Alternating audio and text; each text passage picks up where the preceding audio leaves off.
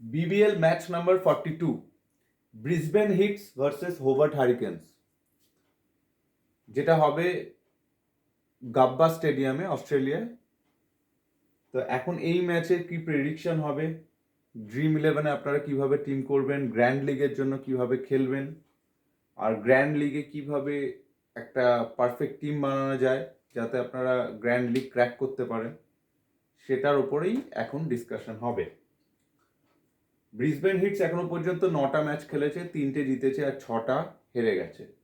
Hobart Hurricanes 9টা match খেলেছে, 4টে জিতেছে আর 5টা ম্যাচ হেরে গেছে। তো মোটামুটি দেখতে গেলে পারফরমেন্স ওয়াইজ মোটামুটি সেমই। হোভার্ট হ্যারিকেন্সও যেরকম পারফর্ম করেছে বা ব্রিসবেন হিটসও যেরকম পারফর্ম করেছে মোটামুটি একই। কিন্তু হোভার্ট হ্যারিকেন্স এক্ষেত্রে এগিয়ে থাকবে কালকের ম্যাচে। তার কারণটা হচ্ছে ব্রিসবেন হিটসের 12জন প্লেয়ারের কোভিড হয়েছে, যার ফলে ওদের যে মেন যে টিমটা ছিল তারা কেউই খেলতে পারছে না, ম্যাক্সিমামই খেলতে পারছে না। তো বেঞ্চ স্ট্রেংথ তারা এই ম্যাচটা খেলবে, এবং আগের ম্যাচেও ব্রিসবেন হিটসের আগের ম্যাচেও তারাই খেলেছিল। তো এখন এই ম্যাচের ডিসকাশন আমরা করব, প্রেডিকশন আপনাকে দেব। এই মাঠে এখনো পর্যন্ত বিবিএল এ 2টো ম্যাচ হয়েছে, যাতে ফার্স্ট ইনিংসে অনেকটা রান হয়েছে, সেকেন্ড ইনিংসে যারা চেস করতে এসছে তারা কিন্তু জিততে পারেনি বা চেস করতে পারেনি।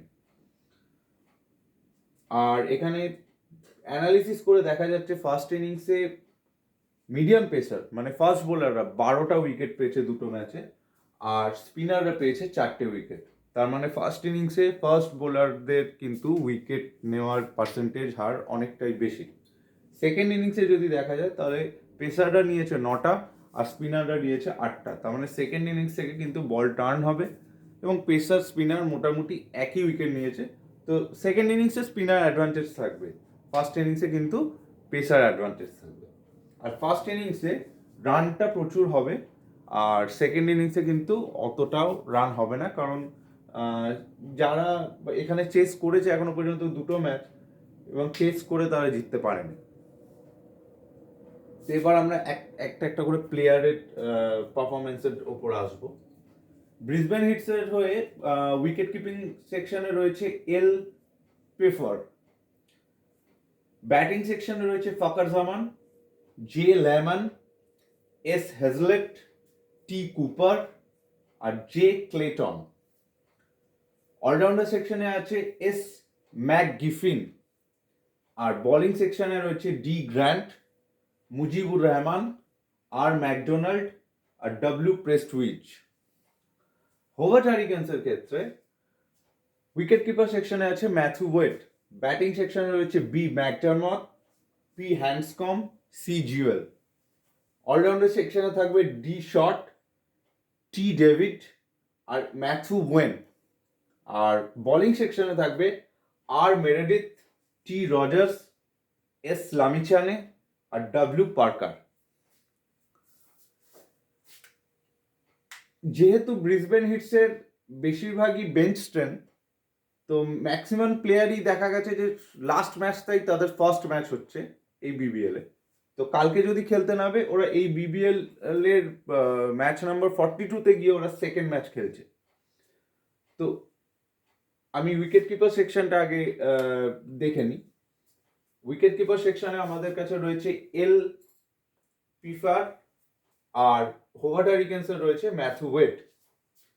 প্রিফারের কথা যদি দেখা যায়, লাস্ট ম্যাচে 6 রান করেছে, 4th ডাউন পজিশন মানে 6 নম্বরে ব্যাট করতে আসে, অনেকটাই নিচের দিকে। উল্টো দিকে দেখা যাচ্ছে ম্যাথু ওয়েড ওপেন করতে আসে। লাস্ট 5টা ম্যাচের মধ্যে একটাই 39, বাকি 4টে ম্যাচ ফ্লপ। এই ম্যাচটায় কিন্তু ম্যাথু ওয়েড রান পাবে এরকমই প্রেডিক্ট করা হচ্ছে, কারণ ম্যাথু ওয়েড কিন্তু খুব ভালো ব্যাটসম্যান। আর হোবার্ট হ্যারিকেন্স এই ম্যাচটাতে এগিয়ে রয়েছে ব্রিসবেন হিটসের থেকে, কারণ ব্রিসবেন হিটসের যেহেতু বেঞ্চ স্ট্রেংথ খেলছে, আর হোবার্ট হ্যারিকেন্স একটু হলেও ব্রিসবেন হিটসের থেকে ভালো পারফর্ম করেছে বিবিএল এ। তো আমার মনে হয় হোবার্ট হ্যারিকেন্সই জেতার চান্সেস বেশি। সে ফার্স্ট ব্যাট করুক আর সেকেন্ড ব্যাট করুক, হোবার্ট হ্যারিকেন্স কিন্তু এগিয়ে রয়েছে। তো হোবার্ট হ্যারিকেন্সের চেষ্টা করুন যে 6 থেকে 7টা প্লেয়ার নিয়ে যাওয়ার, আর ব্রিসবেন হিটসের হচ্ছে 4 থেকে 5টা প্লেয়ার নিয়ে যাওয়ার। তো ম্যাথু ওয়েড আর প্রেফারের মধ্যে ম্যাথু ওয়েড যেহেতু ওপেন করছে, ভালো ব্যাটসম্যান, লাস্ট একটা ম্যাচ চলেনি, কালকে চলার চান্স রয়েছে। আর এল প্রিফার হচ্ছে বেঞ্চ স্ট্রেংথ, তার মধ্যে 6 নম্বরে আসে। তো আমার মতে উইকেট কিপার সেকশনে একজনই যাবে, সেটা হচ্ছে ম্যাথু ওয়েড। ম্যাথু ওয়েডকে ফিক্সড করে চলুন। যারা ডিফেন্সিয়াল টিম বানাবে প্রত্যেকটা টিমেই ম্যাথু ওয়েডকে রাখা হোক। ব্যাটিং সেকশনে যদি দেখা যায়, ব্রিসবেন হিটসে রয়েছে Fakhar Zaman, J Lehmann, S Hazlett, T Cooper আর J Clayton. J Lehmann open করে, আর জে লেমনের সাথে ওপেন করে জে ক্লেটন। লাস্ট ম্যাচে জে লেমন ভালো ব্যাটিং করেছিল, 65 রান করেছিল, জে ক্লেটন কিন্তু চলেনি, 15 রান করেছিল। অন্যদিকে বি ম্যাকডারমট ওপেন করে হোভার্ড হ্যারিকেন্সের হয়ে। লাস্ট 5টা ম্যাচের মধ্যে 3টে ম্যাচেই ভালো রান করেছে, তার মধ্যে 2টো সেঞ্চুরি রয়েছে। লাস্ট 2টো ম্যাচ চলেনি। লাস্ট 2টো ম্যাচ যেহেতু চলেনি, কালকে চলার চান্স রয়েছে। তার মানে এখানে আমরা বি ম্যাকডারমটকে রাখবো। বি ম্যাকডারমট হচ্ছে আমাদের ফিক্সড প্লেয়ার। আর দুজন রয়েছে এখানে, পি হ্যান্ডসকম আর সি জুয়েল। পি হ্যান্ডসকম নামবে হচ্ছে সেকেন্ড ডাউন পজিশন, আর সি জুয়েল নামবে হচ্ছে থার্ড ডাউন পজিশনে। সি জুয়েল অনেকটাই নিচের দিকে নামে, তাই জন্য আমি সি জুয়েলকে বাদ দিয়ে চলবো, আমি পি হ্যান্ডসকমকে নিয়ে চলবো। সেকেন্ড ব্যাটসম্যান হিসাবে থাকবে পি হ্যান্ডসকম। এদের ব্যাটিং সেকশন থেকে ফকার জামান আমার মনে হয় খুব একটা ফর্মে নেই টি20-তে, তো ফকার জামান আবারও চলবে না। হেজলেট ভালো প্লেয়ার, টি কুপার 5 নম্বরে ব্যাট করতে আসে, তো টি কুপারকে আমি বাদ দিয়ে চলবো। J Clayton, J Clayton last match একটাই ম্যাচ খেলেছে আর খুব একটা ইমপ্রেসিভ লাগেনি, তো জে ক্লেটনকেও আমি বাদ দিয়ে চলবো। তো এখানে পড়ে রইল জে লেমন আর এস হেজলেট। যারা এখানে 4টে ব্যাটসম্যান নিয়ে যাবে, তারা এখানে জে হেজলেট, জে লেমন আর এস হেজলেট, এই দুটো ব্যাটসম্যানকে নিয়ে চলবে। তাহলে বি ম্যাকডারমট, পি হ্যান্ডসকম, এস হেজলেট আর জে লেমন, এই 4জন হচ্ছে ব্যাটসম্যান সেকশনে থাকবে। অলরাউন্ডার সেকশন যদি দেখা হয়, তাহলে ডার্সি শট, ট্রেভিস হেড আর এম ওয়েনকে আমি নিয়ে বাদ দিয়ে চলবো। ঠিক উল্টো দিক থেকে এস ম্যাক গ্রিফিন রয়েছে ব্রিসবেন হিটসের তরফ থেকে, একেও আমি বাদ দিয়ে চলবো, কারণ এ বোলিংও করেনি লাস্ট ম্যাচে। এম ওয়েন বোলিং করেছে, উইকেট পায়নি, শুধু 16 রান করেছে, অনেকটাই নিচের দিকে খেলতে আসে। তো দুটো অলরাউন্ডারের সেকশনে আমি ডার্সি শটকেও নিয়ে যাব আর ট্রেভিস হেডকেও নিয়ে যাব, টি ডেভিডকে নিয়ে যাব, টি ডেভিড আর ডার্সি শট।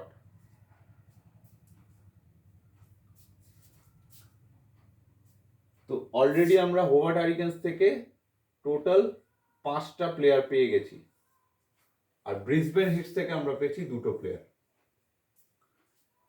ম্যাথু ওয়েড হচ্ছে কিপিং এ, তারপর হচ্ছে B McDermott, P Handscomb, J Lehmann, S Hazlett, এই 4জন। আর অলরাউন্ডার সেকশন থেকে আমরা শুধুমাত্র হোভার্ড হ্যারিকেন্স দিয়ে নিচ্ছি ডার্সি শট আর টি ডেভিড। বোলিং সেকশনে আমরা 4জনকে নিয়ে যাব, আর এই ডটটা কেন রয়েছে সেটা আমি পরে বলছি আপনাদের। 4জনকে যদি নিয়ে যাওয়া হয়, আমি বলে দিচ্ছি আপনাকে, ব্রিসবেন হিটসের তরফ থেকে ব্রিসবেন হিটস যদি ফার্স্ট বোলিং করে, তাহলে ডি গ্র্যান্টকে নিয়ে যাবেন, ডি গ্র্যান্ট। আর ম্যাকডোনাল্ড আর ডাব্লিউ প্রেস্টউইচ, আর ম্যাকডোনাল্ড আর ডাব্লিউ প্রেস্টউইচ, এই দুজনকে ডিফেন্সিয়াল টিমে রাখা যাবে। যারা ডিফেন্সিয়াল টিম করবে তারা একে 50% টিমে নেবে, আর ডাব্লিউ প্রেস্টউইচকে 50% টিমে নেবে। আর যদি আমি নিজে যদি বলি যে সিঙ্গেল টিমে কে যাবে, সেক্ষেত্রে আমি কিন্তু আর ম্যাকডোনাল্ডকে নিয়ে চলবো না, আমি চলবো ডাব্লিউ প্রেস্টিজিয়াসকে নিয়ে।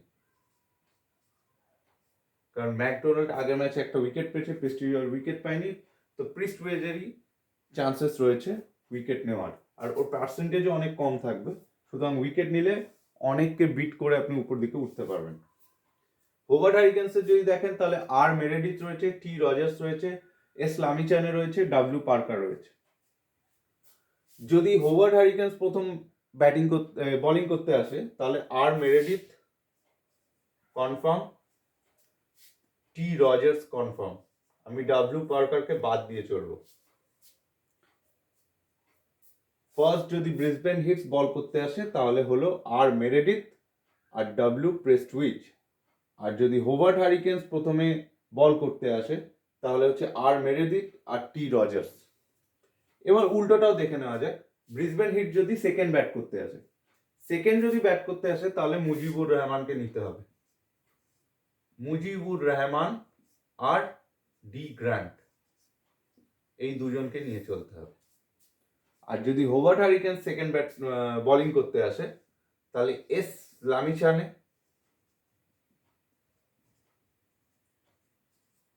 আর আর মেরেডিথ,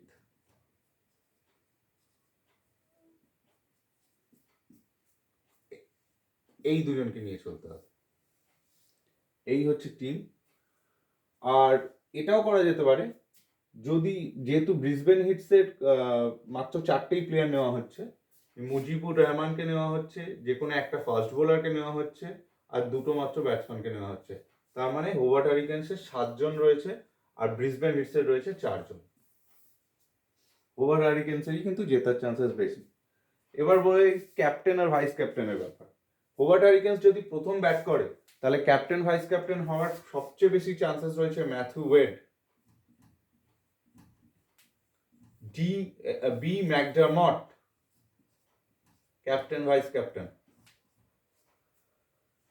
আর ডার্সি শট প্রত্যেকটা ম্যাচেই মোটামুটি উইকেট বের করছে এবং রানও করছে এবং ফার্স্ট ডাউন বা ওপেনেও করে থাকে, সুতরাং ডার্সি শট ক্যাপ্টেন বা ভাইস ক্যাপ্টেন হওয়ার চান্সেস রয়েছে যদি ফার্স্ট ব্যাট করে। আর যদি আমি উল্টো দিক থেকে ব্রিসবেন হিটসের দিকে দেখি, তো ব্রিসবেন হিটসের আমার এই 11 জনের কাউকেই মনে হচ্ছে না যে কেউ ক্যাপ্টেন ভাইস ক্যাপ্টেন হতে পারে, সুতরাং আমি ক্যাপ্টেন ভাইস ক্যাপ্টেন হোভার্ড হারিকেন্সেরই রাখবো। হোভার্ড হারিকেন্সের 7 জন প্লেয়ারকে নিচ্ছি। যদি হোভার্ড হারিকেন্স প্রথমে ব্যাটিং করে তাহলে ম্যাথু ওয়েড, বি ম্যাকডারমট বা ডার্সি শট হচ্ছে ক্যাপ্টেন ভাইস ক্যাপ্টেন। যদি হোভার্ড হারিকেন্স প্রথম বোলিং করে তাহলে আপনাদের ক্যাপ্টেন ভাইস ক্যাপ্টেন হওয়ার চান্সেস রয়েছে আর মেরেডিথ, টি রজার্স, এই দুজনের মধ্যে যে কোনো একজন। 5 জন কন্টেন্ডার পেলাম আমরা ক্যাপ্টেন ভাইস ক্যাপ্টেনের, Matthew Wade, B McDermott, Darcy Short, R Meredith, T Rogers. Clear?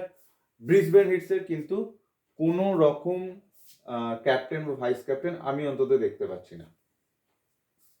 এই ম্যাচটা কিন্তু খুবই ইম্পর্টেন্ট হতে যাচ্ছে, কারণ এই ম্যাচটা খুব ইজি ম্যাচ মনে হচ্ছে আমার। হোভার্ড হারিকেন্স খুব ইজিলি ব্রিসবেন হিটসকে বিট করবে, তো 7টা প্লেয়ার হোভার্ড হারিকেন্সের নিয়ে চলুন, ব্রিসবেন হিটসের 4 জনকে নিয়ে চলুন।